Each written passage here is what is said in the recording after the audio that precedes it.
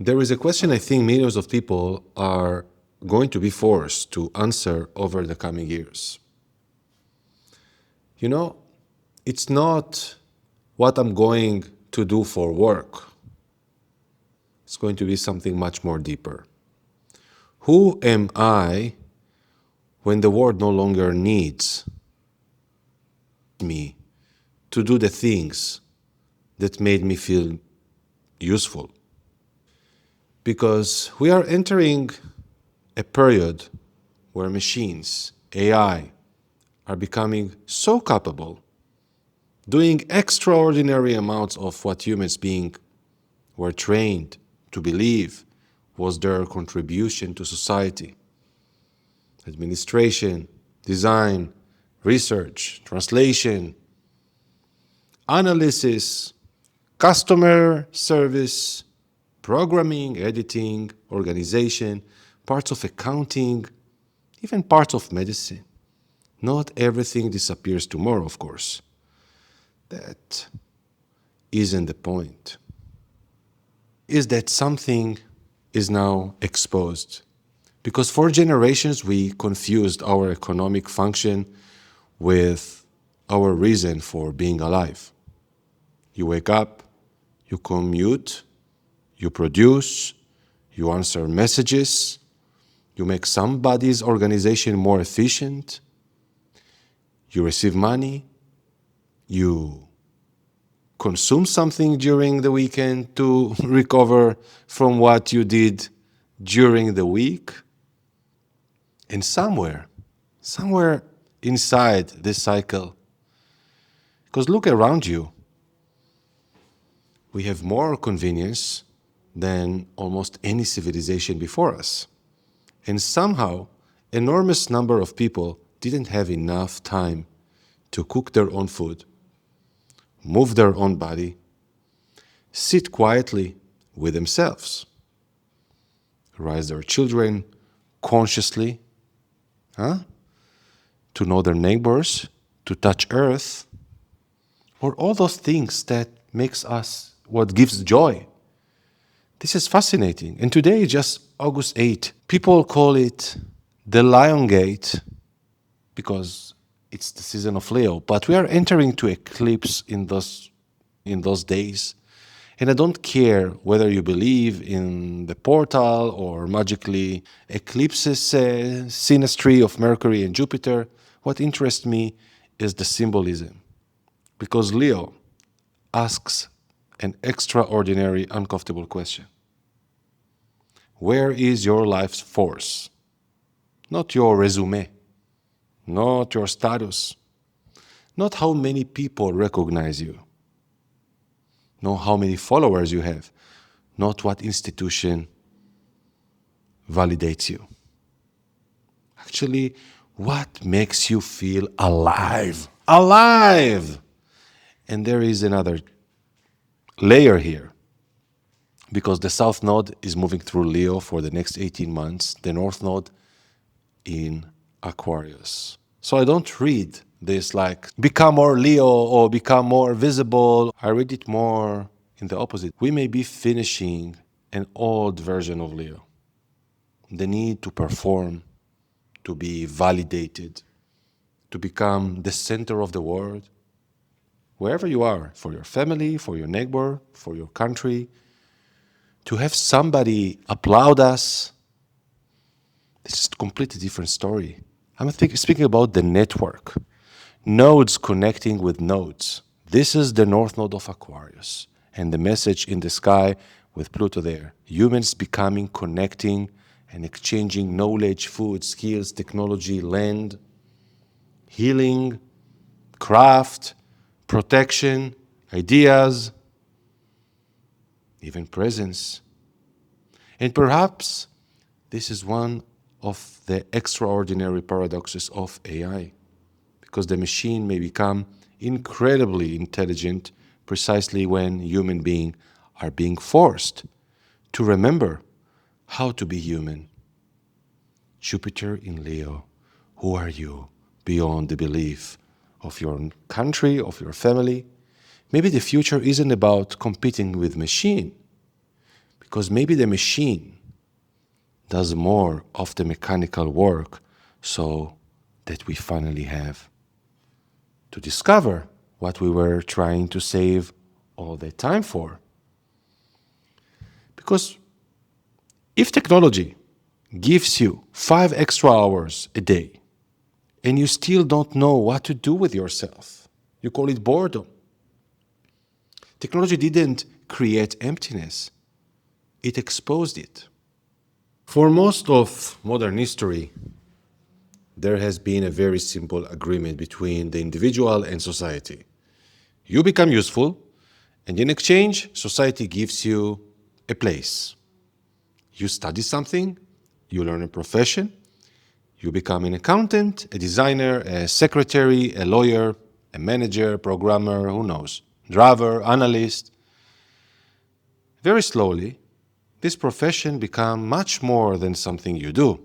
It becomes part of the answer to the question, who are you? Think about how quickly we ask someone we just met, what do you do?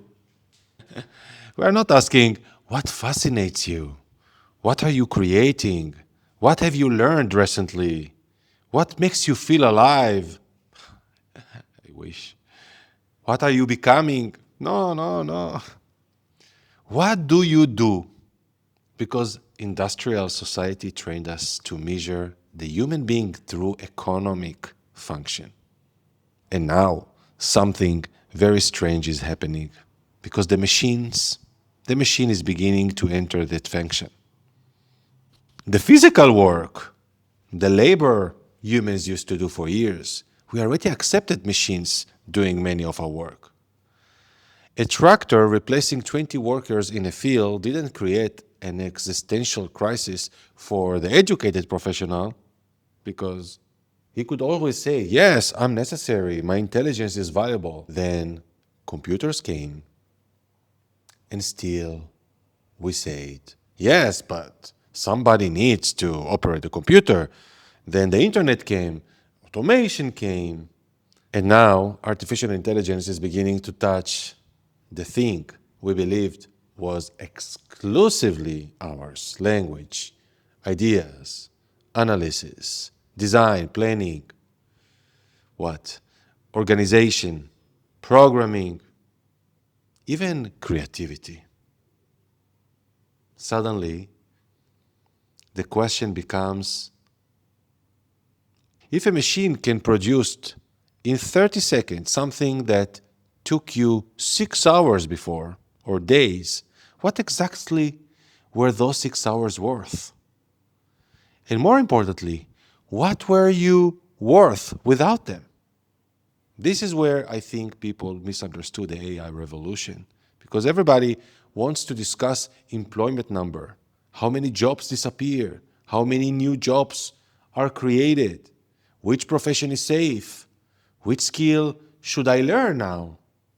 Of course, those questions are very important. People need food, need shelter, to have family, to feed their family. I'm not minimizing all those economic survival. But underneath the economic discussion, there is a much larger psychological event happening because millions of people build their identity. Saturn and Neptune right now are in Aries. Identity around being needed. Needed by a company, needed by a client, needed by a system, needed by their family, needed by society. And being needed, listen well, is not the same thing as being alive. Because sometimes we become extremely useful precisely because we don't know how to exist without being useful. Those are people who cannot spend one afternoon, one morning, one evening doing nothing without feeling guilty. Think about it. You are alive on this planet for maybe 80 years if you are fortunate, and someone, somehow, sitting underneath a tree for 2 hours can make you feel like you are wasting your life. But sitting 8 hours beneath artificial light, answering message for somebody else organization is called productivity. The programming runs incredibly deep, and AI beginning to disrupt it. Knowledge is cheap. Content, cheap. Certain form of intelligence are becoming abundant. Its economy value changes. The challenge ahead is not like how do humans remain more productive than machine? No, it's not the question. Maybe that's already the wrong competition. Presence becomes valuable. Judgment becomes valuable. Trust, taste. Can you describe me what is the taste of this? Courage become valuable. The ability to bring people together becomes valuable. To tell jokes. The ability to build something physical becomes valuable. Also, the ability to care of your own body. Many people don't have time to even look in the mirror sometimes or to shave themselves. The ability to understand another human being becomes valuable. The ability to create meaning. The machine is going to force us to rediscover all the dimensions of intelligence that the machine cannot simply reduce to output. This is why I don't see this time like just a technological revolution. It's not about the technology alone. I see it as an identity crisis. It's literally started in 2026 with all the alignment. Because for generations we were told, produced, and then you deserve to live. Produce.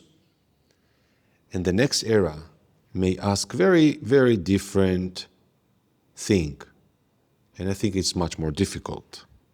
Can you learn how to live before somebody tells you what you are useful for? Once useful become the center of life, something else had to happen.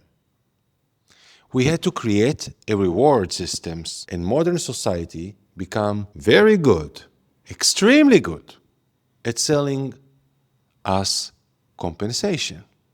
The weekend, the restaurant, shopping, vacation, delivery, alcohol, entertainment, new phone, new car, the next subscription, next distraction. And very slowly, without noticing, we outsourced our happiness. Are you happy?